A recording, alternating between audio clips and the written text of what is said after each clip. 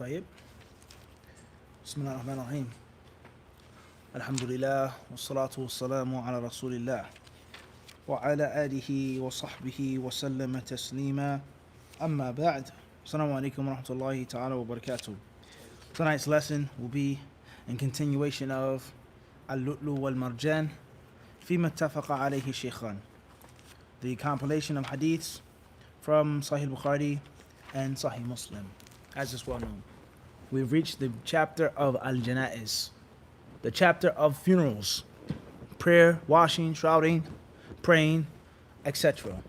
The last hadith that we read, if I'm not mistaken, was speaking on the death of the Prophet ﷺ's daughter and how they washed her and how the Prophet ﷺ gave them instruction to do so. Khairan insha'Allah. So we have hadith number 545, also 546. Chapter number 13 or subchapter 13, hadith 547, it says, Babun fi kafin al-mayyit. Chapter 13 says shrouding a dead body. Babun fi kafin al-mayyit, يعني, i.e., the obligation of making the kafan of the dead. And how to do it. What is prohibited, what is allowed, what is recommended. Is there a specific color that the deceased person should be placed in? Is it haram to bury them in a blue shroud, a red shroud, a green shroud? Does it have to be white? Or is it just recommended to be white? How many pieces of clothing or cloth should be used? Is there a limit in which is extreme excessiveness, israf, so on and so forth? Who is allowed to shroud the dead? Those who wash the dead, people who have not washed them, etc. Ahkam, the rulings of kafan al-mayyit. The rulings, the do's and the don'ts of shrouding the deceased. That's what's meant by that chapter heading. And that one chapter heading just by itself, a student of knowledge and the aware reader in English, you should be able to mentally prepare yourself for the list of rulings that now come. Once more, you read shrouding a dead body. I give you an exam, a number 2 pencil and a piece of paper. Explain that chapter heading. Explain it. You're going to write, i.e., in other words, the ruling of it, how to do it, what's per, list of what? Rulings. The adab of shrouding, not too short, not too long. A woman shrouding, a man being shrouding. So the chapter heading is compressed. And then you and your head do what? You decompress it and you break it down. And you should have the ability to think of all of the fiqh rulings, the ins and outs, the khilaf, the ijma', just from that one heading. Everyone understand this? Then the hadiths. The hadiths give you the usul, the foundations of the rulings. And there are many rulings of shrouding the dead which will not be found in hadiths. And it's either going to be permissible because it wasn't mentioned, or it's going to be against those hadiths. The hadith is the steak on the plate, the main thing, the staple thing that fills you up. But there are many things that are needed to have an entire meal. Preparing of the meat, seasoning the meat, cooking the meat, presenting the meat, the vegetables, the potatoes, this, that, everything else on the side. So when it comes to fiqh and the study of fiqh, the hadiths are the asl. That is the foundation. But you need a little what? Salt and pepper and trim ins to what? And eat it properly. Having a good cut of meat means nothing if you don't know how to cook it. It's too raw. It's too dry. You overcooked it. You burnt it. You shriveled it. You have to have skill. And that is the concept of the hadiths being the what? The asl. That's the foundation. And not the opposite of the ra'i, the opinion and the view being the foundation. Then you look for a hadith. Then you look for a hadith to support it. Everyone understand the difference? It's a night and day difference. There's a what? A night and day difference. As we said before, no one goes to look for an asparagus tip house or baked potato house. That's not what they call those restaurants. They call those restaurants what? Steak houses. Is that the only thing they sell? Is that the only thing that they offer? Of course not. There are many things needed, but that's not the what? Main attraction. And no one says, I want to go to this famous what? Sparks what? Asparagus tip house. La. And so Sparks what? Steakhouse. Everyone understand this? As is well known in the culture. Everybody clear on this or not? It's extremely important. Extremely important for Talib Ilm to have this what? This mindset of the proper manhajiyah of reading these books. Reading Sahih Bukhari, reading Sahih Muslim, and reading a compilation of the two. And understanding how to what? Benefit from them. And how to break it down and how to what? Extract it. Khairan inshallah. Tayyib. So that's what's meant by that chapter heading. The first hadith is hadith number 547. The author says, narrated Khabbab radiallahu anhu. هاجرنا مع النبي صلى الله عليه وسلم أن نلتمس وجه الله فوقع أجرنا على الله فمنا من مات ولم يأكل من أجره شيئا منه مصعب بن عمير ومنا من أينعت له ثمرته فهو يهدبها قتل يوم أحد فلم نجد ما نكفنه إلا بردة إذا غطينا بها رأسه خرجت رجلاه وإذا غطينا رجليه خرج رأسه فأمرنا النبي صلى الله عليه وسلم أن نغطي رأسه وأن نجعل على رجليه من الإذخر.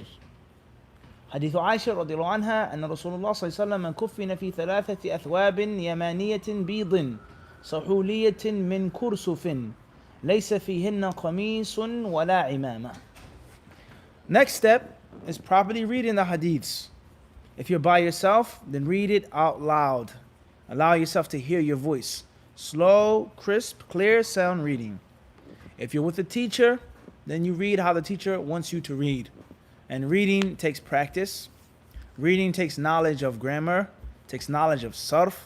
Reading takes confidence, self-esteem. Okay? But you have to learn how to read the hadiths properly. After you've read the hadiths once or twice or 3 times, then you start memorizing them. If you're by yourself, memorize them to yourself. If you're in front of a teacher or a colleague, a friend, a buddy, a partner, you guys go back and forth and practicing what you've memorized and review them. And then you go into the fiqh of the hadith. طيب. So the first narration is reported by Khabbab radiallahu anhu. That's the companion's name, Khabbab. He says, we immigrated with the Prophet sallallahu alaihi wasallam in Allah's cause. And so our reward was then surely incumbent upon Allah. Some of us died and they did not take anything from their rewards in this world. And amongst them was Mus'ab bin Umair. And others were those who got their rewards. Mus'ab ibn Umair was martyred on the day of the battle of Uhud. And we found nothing to shroud him in, except his burda. And when we covered his feet, or when we covered his head, his feet became bare, and vice versa. So the Prophet ﷺ ordered us to cover his head only and put a kind of shrub over his feet. So a first issue that we have in this translation, the hadith says, Naltamisu wajh Allah. And he translate that as in Allah's cause. And we don't consider that to be a valid translation for several reasons. And the translator, Dr. Mohsin Khan, in several places, in his translation of the meanings of the Noble Quran, and in a few places that I found Sahih Bukhari, does the exact same thing. And he makes some errors and some mistakes with regards to translating certain sentences from ayat and hadiths pertaining to some of Allah's attributes. So beware of that. Beware of that. It's not a smear campaign. It's not finding fault or disrespecting the efforts that he put forth, but we say what needs to be said. There are many places like that. This is not the proper time or place. Please don't ask me for that. Over the years, we've read this and come across that. Perhaps one day we'll compile it and show the people. That's not the place for it right now. But right here, it says, Naltamisu wajh Allah. Now, there are different ways of dealing with this. First and foremost is when a person, as we explained before, a person is seeking the face of Allah. Of course, a requirement of seeking the face of Allah is Allah's good pleasure and Allah's reward. And if you're seeking Allah's reward and not the worldly reward, it's in the cause of Allah. There's no question about that. But the problem is when there are Muslims who believe that it is unbefitting to say what Allah has said about himself unless you explain it in their way. And they say that Allah really doesn't have a face. You can't say that. And that's because a face is an attribute of a mortal person, a being, a body. And bodies are similar, they're equal, and Allah clearly negates any similarities. Laysa kamithlihi shay. So therefore, you can't say that Allah has a face, literally. That's anthropomorphic. You can't say that. You can't put Allah in a body. You can't make Allah like a human being. So the face of Allah means the reward of Allah, the cause of Allah. The face of Allah means iradatul an'am. That Allah wants to bless a person once they seek His face, etc. And that is the huge problem right there. If we didn't have people who said that, and that wasn't an issue, and if there wasn't a war, and a person chose to translate it that way, perhaps it wouldn't be as bad. It still would be room for scrutiny. But perhaps it wouldn't be as what? As bad. But we have a major war here, in which there are Muslims who say Allah does not have a face. And not only does Allah not have a face, but you cannot say that. And if you say that, you put in Allah in a mortal location. And you're making Allah into a body, and so on and so on and so on and so on and so forth. And then there are other Muslims who say, rather, Allah has a face that has been mentioned in many places in the Quran, and many hadiths of the Prophet ﷺ. And this face of Allah has been described as being bountiful and noble, being the greatest pleasure in paradise, being a means of tremendous, unimaginable light in the Quran and the hadiths, the face of Allah subhanahu wa ta'ala. So Allah has a face. How is that face? Is His face like my face? His face is how Allah wants it to be. Allah's face is like Allah is.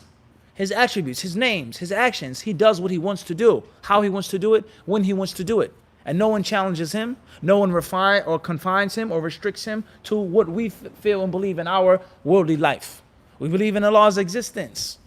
There's no doubt about that. No Muslim is going to deny the existence of Allah. How does Allah exist? What is the existence of Allah? As human beings, what do we understand from the word existence? When something exists, it has to have a what? A place, a body, a form, a time, a coming and going. That's the only thing we know as humans. Do we say that about Allah? Do they say that about Allah? Of course they won't. They say, no, you can't say that. Allah's existence is how He wants it to be. And the same applies to the face of Allah. It's real, it is not figurative, and it is how He wants it to be, subhanahu wa ta'ala. And the Prophet ﷺ has told us in so many hadiths about the face of Allah. And He not once said it's the reward of Allah, and the cause of Allah, and the thawab of Allah. That's distortion and perversion based off of false and fake principles. False and fake principles. To affirm the face automatically means Allah has to have a body. To affirm a body automatically means there's similarities between Allah and His creation. So therefore, the equal sign, the sum is, it doesn't really mean face, literally, but it's only figurative. That's false and that's fake. That's false and that's fake. And the reason why it's false and it's fake is what we've just explained. Is that Allah's attributes are a branch of speaking about Allah Himself.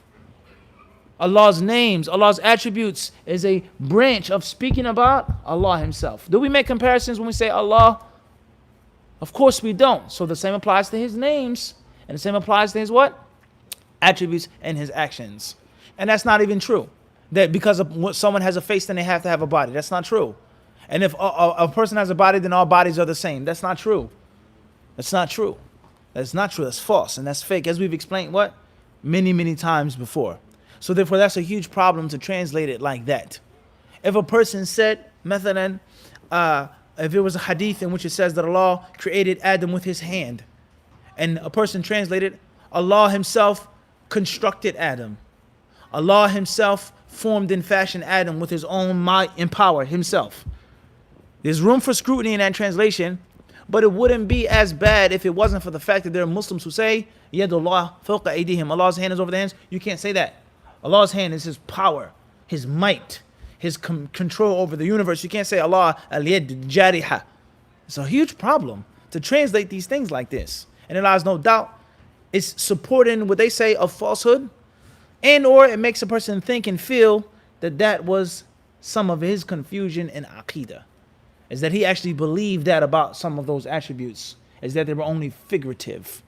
And one could be afraid and scared and think and feel is that was his Aqidah, the Aqidah of ta'wil, of negating and twisting and warping and diffusing the attributes of Allah in a figurative interpretation. Because it can't just keep happening over and over again. One verse, one hadith, eventually a person is going to feel that that's the case with the translator. And it's not just an isolated situation. All right? So it says, Naltamisu wajh Allah. The proper translation, we were seeking the face of Allah. We made hijrah with the Prophet, seeking the face of Allah. And included in that, and a requirement of that is seeking the reward of Allah. And that being in the cause of Allah. La ishkal, no problem with that. However, lazim as-sifa, laysa huwa sifa. The requirement of the attribute is not the actual what? Attribute. So one could say, Allah has a hand. And from the requirements, the hand of Allah is what? Power and strength, unequal to anything else. But power and strength is not the actual what? Attribute of al-yad. So that's the ghalta, that's the slipping point, the mistake. All right? And we've explained this before in many classes and many lectures. So pay attention to that and mark that in the book. That's wrong. May Allah have mercy and forgiveness upon the translator. It then says, فَوَقَعَ أَجْرُنَا عَلَى اللَّهِ. It says, and our reward was then surely incumbent on Allah. Al-Muhim, literal translation, nothing is incumbent upon Allah except for that which Allah places upon himself. What he places it upon himself. No one else puts a stipulation on Allah. However, look at this. One part of the sentence says, نَلْتَمِسُ وَجْهَ اللَّهِ. We were seeking the wajh of Allah, and then our what? Reward became incumbent upon Allah. Clearly showing you that the reward and the wajh Allah are two what? Different things. And they're not the same. They are not the same. Everyone understand this? And it is haram to make them the same. It's impermissible and it's disrespectful to Allah to tell the messenger of Allah that two things are one thing. It's disrespectful. And Allah did not say that. Allah says wajhullah. And in other verses in which Allah mentions jaza. إِنَّمَا نُطْعِمُكُمْ لِوَجْهِ اللَّهِ. Allah says we only feed you seeking the face of Allah. The pious believers only feed people seeking the what? The face of Allah. لَا نُرِيدُ مِنْكُمْ جَزَاءً وَلَا شُكُورًا. Allah says, and it says, we don't want what? Any thanks or reward from you. Showing you that the face of Allah is not what? Thanks and the reward. But from the requirement of that is what? I'm only feeding you fi sabilillah. I don't want you to say thank you, good job, jazakallahu khairan. No thanks. I only want it with Allah subhanahu wa ta'ala. But thanks and the reward is not what? The attribute of Allah subhanahu wa ta'ala. So be mindful of that. And as we've explained many times before, the madhab of ta'wil and figuratively twisting and warping these attributes, whatever name you give it, Maturidi, Habashi, Ash'ari, is not the orthodox aqidah of Ahl Sunnah, Ahl Hadith. Abadan. It's not the correct aqidah of Al-Islam. And those who say that it is the correct aqidah of Al-Islam, they're mistaken. They're blindly following someone else, what they think, or they're lying. They're lying. How can they be orthodox and they themselves know the history of it? And it did not come from a lineage or heritage of orthodoxy. It's a collage and a mixture of the Mu'tazila way and the Jahmi way and some of Ahl Sunnah and Ahl Hadith way. And the proof for that is the life and the history and the death of Imam Abu Hasan al-Ash'ari rahimahullah ta'ala. So how can it be orthodox? How can it be organic?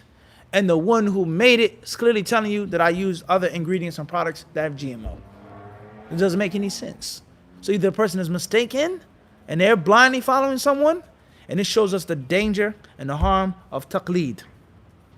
The blind following of men and the worshiping of men and the placing of men upon pedestals that are above the pedestals that Allah and His Messenger have given them. It's very dangerous. And this is from the fruits of it. Moving forward. It then says, فَمِنَّ مَنْ مَاتَ وَلَمْ يَأْخُلْ مِنْ أَجْلِهِ شَيْئًا. So from among us who migrated with the Prophet were those who died and they never had the chance or the ability to eat anything from their reward, their hard work and their sacrifice. They didn't get any worldly benefit from it because they died prematurely and they chose not to take from it. And from those people was the great companion Mus'ab ibn Umair radiyallahu anhu. Mus'ab ibn Umair, a great companion, a virtuous companion. Unfortunately, he's not often mentioned. He's not talked about too much, unfortunately. Very seldom do you hear that name. Mus'ab ibn Umair radiyallahu ta'ala anhu. He was from among those people. He says, وَمِنَّا مَنْ أَيْعَنَتْ لَهُ ثَمَرَتُهُ فَهُوَ يَهْدِبُهَا. He says, type. So we have those who got their reward and those who didn't get their rewards in this life. And on the day of Uhud, Mus'ab was martyred. He was from among the martyrs. Everyone understand this? He was one of the leaders of the battlefields. Some narrations state that he was the commander of the archers, telling them not to leave their post as the Prophet ﷺ had instructed him. So Mus'ab radiallahu anhu, he was martyred on that day, and we had no clothes to shroud him in. And if we put it on his head, his feet came out, and if we put it on his feet, then his what? His head would be showing. And the Prophet ﷺ, he gave us a substitute, and he told us to put some idkhir, lemongrass, shrubs on the bottom part of his body and cover the rest of him with the actual clothes. Then the next narration is reported by Aisha radiallahu anha, that when the Messenger of Allah ﷺ was passed, it says he was shrouded in 3 Yemenite white pieces of cloth, pieces of cotton, and in them there was neither a shirt nor a turban. The first narration proves, number 1, the legality of shrouding the dead. Number 2, it shows us the principle of doing things out of necessity. Something that normally wouldn't be permissible, or normally wouldn't be okay, or normally wouldn't be the way to do it, but out of necessity. There was nothing else that we had, so we put the shrubs in his on top of his body when we were burying him. When we were what? When we were burying him. And it also goes to show us the state of the Prophet and the companions. And they didn't live in luxury. They didn't live in luxury. They didn't live extravagantly and lavish living. Barely had enough to cover him in. Everyone understand this? And the next narration, the narration of Aisha, it shows us, and also Hadith 547 shows us the virtue of Mus'ab ibn Umayr radiallahu anhu, and it shows us the virtue of hijrah, the excellence of making hijrah. Tayyib. Hadith 548 shows us that the kafan, the dead, shouldn't be shrouded in a turban, nor should they be shrouded in a qamis. Rather, they should be shrouded in 3 plain white pieces of cloth. 3 plain white pieces of cloth. That's the sunnah of the shrouding. That's the sunnah of the shrouding. Khairan, inshallah.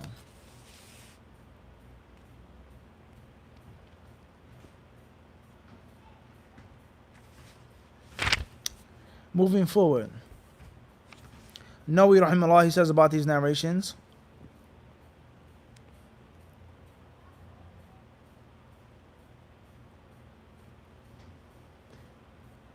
وفيه دليل على أنه إذا ضاف الكفن عن ستر جميع البدن ولم يوجد غيره جعل مما يلي الرأس وجعل النقص مما يلي الرجلين ويستر الرأس فإن ضاق عن ذلك سترت العورة فإن فضل شيء جعل فوقها فإن ضاق عن العورة سترت السوءتان لأنهما أهم وهما الأصل في العورة. وقد يستدل بهذا الحديث على أن الواجب في الكفن ستر العورة فقط ولا يجب استيعاب البدن عند التمكن. فإن قيل لم يكونوا متمكنين من جميع البدن لقوله لم يوجد له غيرها فجوابه أن معناه لم يوجد مما يملك الميت إلا نمرة ولو كان ستر جميع البدن واجبا لوجب على المسلمين الحاضرين تتميمه إن لم يكن له قريب تلزمه نفقته. فإن كان وجب عليه فإن قيل كانوا عاجزين عن ذلك لأن القضية جرت يوم أحد وقد كثرت القتل من المسلمين واشتغلوا بهم وبالخوف من العدو بغير ذلك فجوابه أنه يبعد من حال الحاضرين المتولين دفنه أن لا يكون مع واحد منهم قطعة من ثوب ونحوها والله أعلم. Nawawi, he speaks about the issue of him not having enough clothes to be shrouded and how that could be problematic. How he didn't have enough. The companions couldn't give him a shirt. They couldn't give him any clothes. There was no white clothing. No one could provide anything to put on his body, and they had to use shrubs to bury him. He says regarding this, وفيه دليل على أن الكفن من رأس المال وأنه مقدم على الديون لأن النبي صلى الله عليه وسلم أمر بتكفينه في نمرته ولم يسأل هل عليه دين مستغرق أم لا ولا يبعد من حال من لا يكون عنده إلى نمرة أن يكون عليه دين واستثنى أصحابنا من الديون الدين المتعلق بعين المال فيقدم على الكفن وذلك كالعبد الجاني والمرهون والمال الذي تعلقت به زكاة أو حق بائعه بالرجوع بإفلاس ونحو ذلك. First and foremost, this narration, Nawawi, he says, it shows us is that the preparation of the body, the shrouding, is the first thing to be taken out of someone's wealth.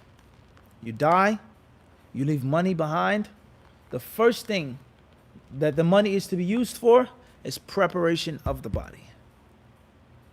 Preparation of the body. Before debt, before this, before will, before inheritance is the what? The preparation. That's first and foremost. So if a person leaves behind $1,000 and the funeral costs $999, all of that money will be spent on the funeral. And whatever comes after that of a will, of inheritance, of a debt has to be what? Handled with that $1. Everyone understand this? So the first thing that is to be taken out of the deceased Muslim's wealth is what? The means of preparation. The means of preparation. Everyone understand this? The means of preparation. Tight.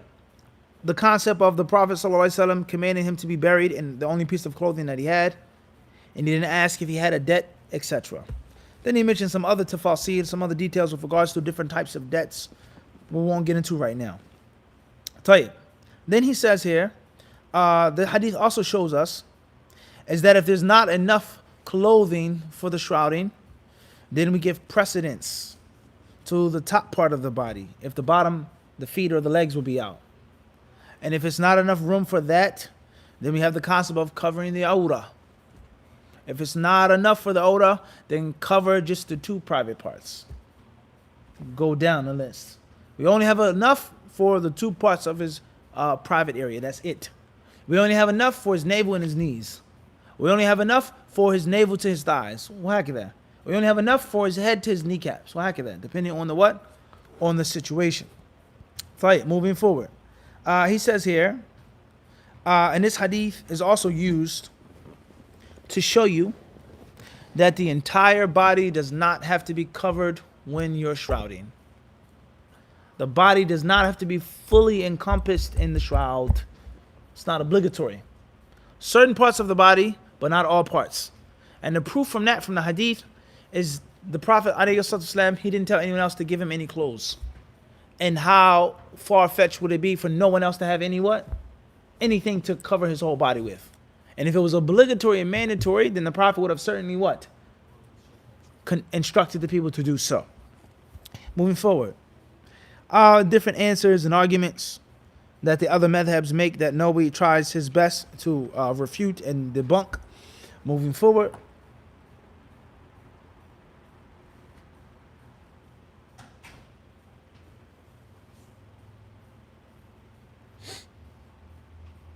He says here, طيب هذا الحديث وحديث مصعب بن عمير السابق وغيرهما. He says في هذا الحديث وحديث مصعب بن عمير السابق وغيرهما وجوب تكفين الميت وإجماع المسلمين ويجب في ماله فإن لم يكن له مال فعلى من عليه نفقته فإن لم يكن ففي بيت المال فإن لم يكن واجب على المسلمين يوزعه الإمام على اليسار وعلى ما يراه.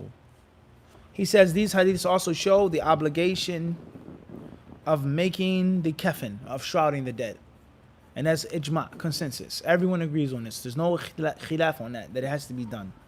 And if a person doesn't have the money himself, then the money from those of his relatives who have to spend upon him. And if there's no money, no relatives, then from the treasury of the Muslims.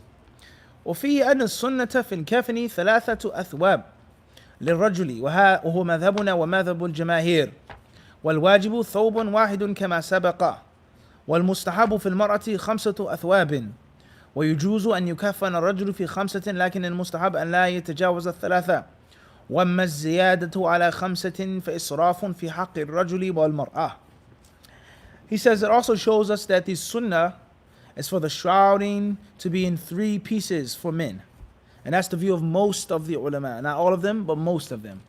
3 pieces. And the only thing which is obligatory is 1. That's it. 3 is not mandatory, but 1 is what? Is the basic necessary standard. The minimum. The basic minimum. Naam? Tayyib. And he says, as far as a woman, then a woman should be buried in 5 pieces. 5 pieces of clothing. Where are they getting this from? Is there hadith that supports that? An authentic narration of the Prophet that instructed a woman to be buried in 5. Where is that coming from? It's not mentioned here. We won't get into that right now. What's important is this hadith says what? 3. And the asl of men and women is that they're what? The same until proven to be different. Moving forward. He says as far as more than 5 pieces for the shrouding, then this is something which is excessive. It's israf, it's extravagance, it's a waste of threads. قولها بيض دليل على استحباب التكفين في الأبيض وهو مجمع عليه.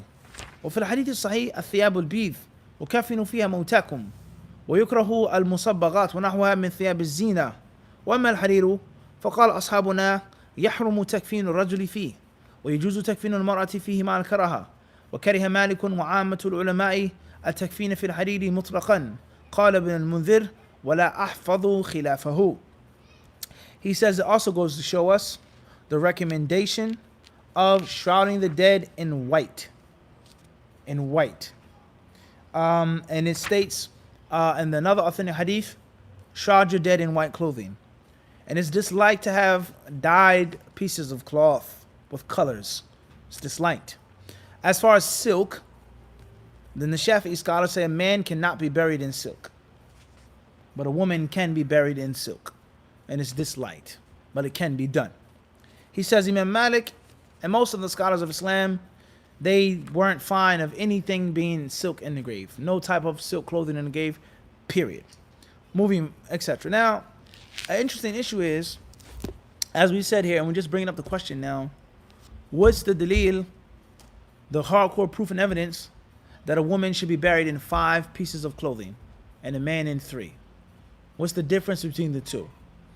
Now, if a person says a woman has to be covered more, a woman should be covered more, so on and so on and so forth, once you open up that door, everything is not applicable. Now, don't bury the woman in white, because white is supposed to be the clothing of men. And why is it disliked to bury her in silk when it's clearly permissible for her to wear silk? So when it comes to the similarities, the parallels, and the differences between men and women, we either want to go with the Sunnah and everything else is permissible, or we're just going to pick and choose what we want to do. A man and a woman are the same, so therefore we shouldn't bury them in silk. But a man is in 3 and a woman is in 5. And we don't necessarily, not saying that there isn't, but hypothetically saying there's no clear proof that it should be 5 pieces. That's clearly hypocritical now. A woman has to have something different, but the things that's permissible for her to enjoy in this life, such as silk, she shouldn't be buried in. That's not what? It's not adding up now. That's not what? That's not adding up. So therefore, if a woman should be buried in 5 pieces, let a woman be buried in black instead of white. White is for men. So that's a problem when the culture and these different views come into the Sunnah now. As that becomes problematic. Moving forward.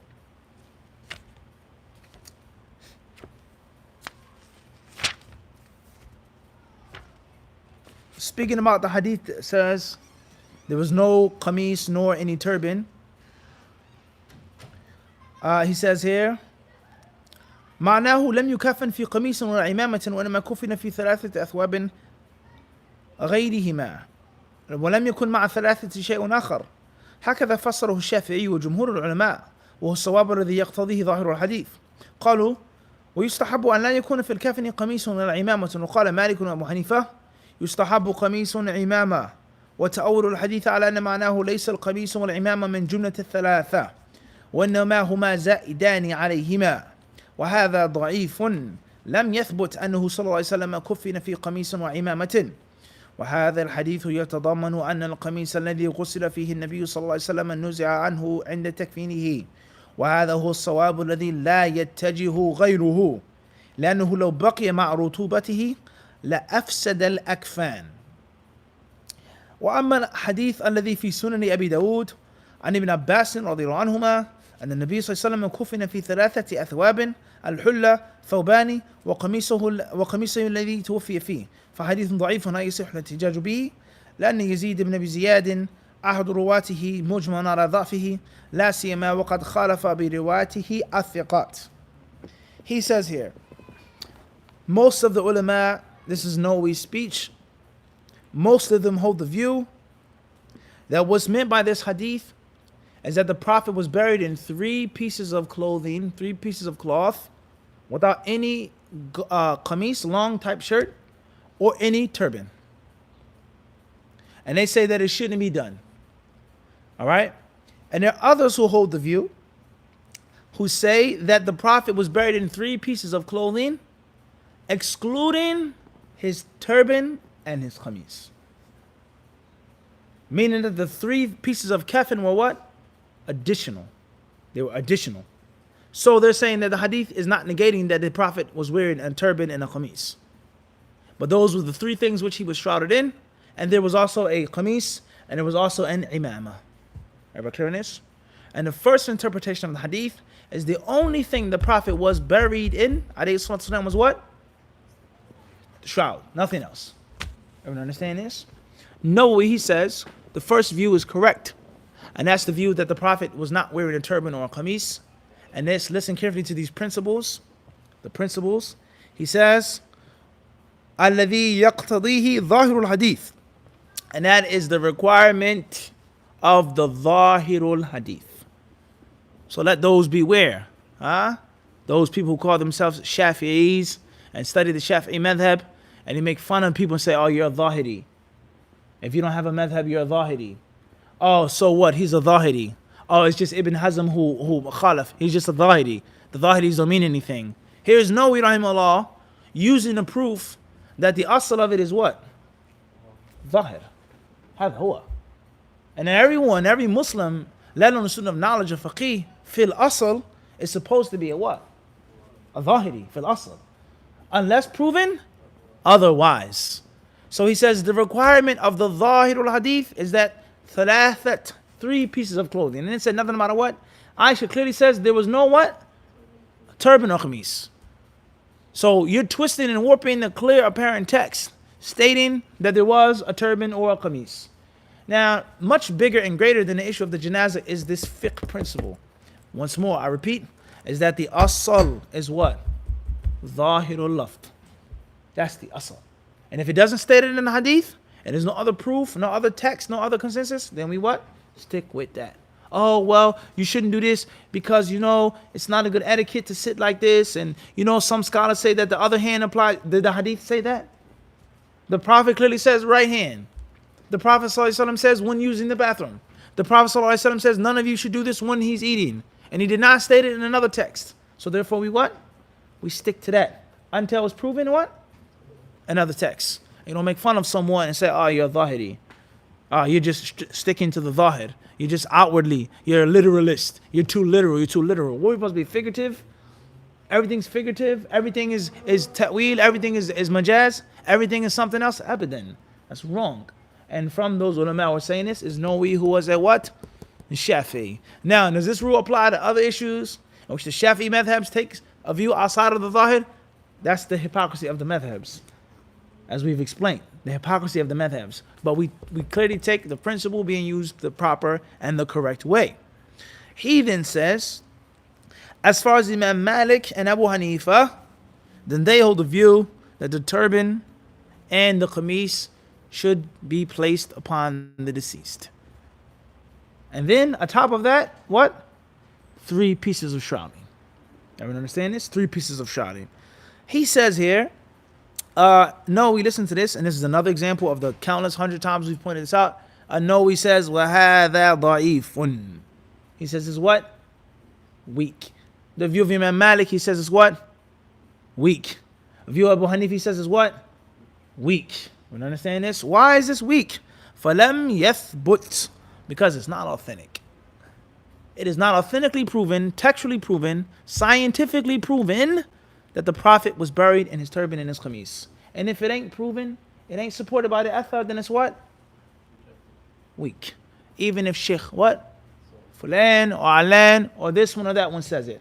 That's Islam. That's the Sunnah. That's the way of fiqh. That's the way of Ahl al-Hadith. That's the way of the Salaf.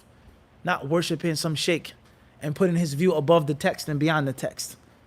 And making an excuse for the dalil so his view can be correct. Everyone understand this? The crime that so many people are guilty of. And even those who claim to be following the way of the Salaf. Guilty of this horrendous and heinous crime. Everyone understand this? Let alone the fact that, oh, you can't say it's weak. You can't say that. You can't say that we don't have to blind. We can't blind and follow. It was one brother, a graduate from Mecca, Qura. Last time I talked to him on a real personal level, I was visiting him in Mecca in his house. And he said, and he had a problem with someone saying, you can't tell the general people's exact words that Imam Muhammad is just another human being. You can't say that. Imam Muhammad is a human being, but we shouldn't what? We shouldn't say that. You can't have a general layman person saying that Imam Muhammad is only a man. So what are they supposed to say then, Yahi? What do you want the people to say? Bilal, what do you want them to say? Imam Muhammad's from outer space? He's extraterrestrial. What do you want them to say? Disrespecting Imam Muhammad? We don't condone that. Of course not. He's a great imam, one of the greatest imams. But at the end of the day, he's a what? He's a human being. Let alone a current day scholar today, in which a person says, Sheikh Fulan decided on this, and he said this about this person in this group. I said, that's weak. Lie, don't make no sense. And I don't agree with it, with all due respect. Astaghfirullah. How can you disrespect the Sheikh? You hate the scholars of Islam. You're speaking about the scholars of Islam. You're so... La. No, we said it about Malik and Abu Hanifa. So why can't I say about a scholar who's living today? Unless your Sheikh is greater and more holy than what? Malik and Abu Hanifa. I would understand how filthy this is. All right, and we've pointed this out, what? Countless times in this shutter. Moving forward, Nawawi rahimahullah ta'ala, he says, the Prophet ﷺ, his qamis, his imamah, it was taken off clearly. وَهَذَا هُوَ الصَّوَابُ الَّذِي لَا يَتَّجِهُ غَيْرُهُ. He says, and this is the correct view, which nothing else can be correct. يَتَّجِهُ. Nothing else can even make sense besides this. Are you understand this? So the madhab wars, when it's a view that is against the hadith, that's against the principles, outside of the madhab, you see them using what? They'll use force. Inside of their madhab, they're what? Yani, and we've been trying our best to bring light to this, because it's very important. It's what? It's very important. And it does not mean or necessitate disrespect to any alim. It doesn't mean that. But as Aisha radiallahu anha is quoted to have said, Umirna an nunazila nasa manazilahum. We've been commanded to put the people on their proper status. That's it. Not above and not what? Beyond. And getting people to have something in their hearts on which a person cannot say anything wrong because of his or her greatness, or a person cannot say anything right because of their lack of greatness, that is extremely detrimental to Islam and the aqeedah of Islam, in which men become holy and everything they say and do is right, and you have to make an excuse for common sense and clear proof in order for their statements to be correct. That's extremely problematic, and obviously that's what happened with the Christians and the Jews and the idol worshippers and the pagans. They had too much respect for their forefathers, and they didn't use their minds that Allah had blessed them with. I would understand this, and this is the spirit of comparative fiqh, and this is why comparative fiqh is the strongest and the most powerful and the most formidable way of studying fiqh. It's because you're not attached to anything, and every strength cancels out every weakness. The strengths of the Hanafi madhab, there lies no doubt, there's strengths in that madhab, but they also have many what? Weaknesses. The strengths of Malik's madhab have many what? Weaknesses. The strengths of Shafi'i's madhab, but there are what? Weaknesses. The strengths of Ahmad's madhab. Every you cancel it out and you combine it and you study it comparatively, and you stick with that which makes the most sense. Period. Everyone understand this? Wallahu alam. Moving forward, another very important principle is another proof that they use to state that the Prophet ﷺ was buried in a piece of clothing, a hulla, is a hadith of Abdullah ibn Abbas and Sunnah Abi Dawood, and it's a very important principle here. He says this hadith is weak, i.e., if a hadith is weak and it's clashing with the authentic hadiths and it's not authentic, and it has no what? Value. But this principle should be applied in what? All fiqh issues. And not just the fiqh issue outside of their madhab, as we said, the hypocrisy of the madhabs. But it's a principle. If it's a weak hadith and there's no other general thing to support it, is what? We don't depend upon it. So, can you marry a woman like this? Do you have to cover like that? Are you allowed to eat this? Can you wear this? Can you do this transaction? All of the scholars say it, or a great number of them say it, or it's well known. Sheikh Fulan in this country said it, but he's basing it off of a what? A weak hadith for which there's no other proof to support. That view is not what? Sacred. Everyone understand this? It's not a sacred view. It's not a sacred view if it's based off of something which is weak. And it's extremely important for a student of knowledge to understand, and as we say, to scratch beneath the surface. And don't suffice yourself with popular statements, but research and dig and find the asl. Look at the proof that's being used for that fatwa. Wallahu ta'ala alam. We'll stop here tonight. Allah subhanahu wa ta'ala surely knows best. Walhamdulillahi rabbil alameen.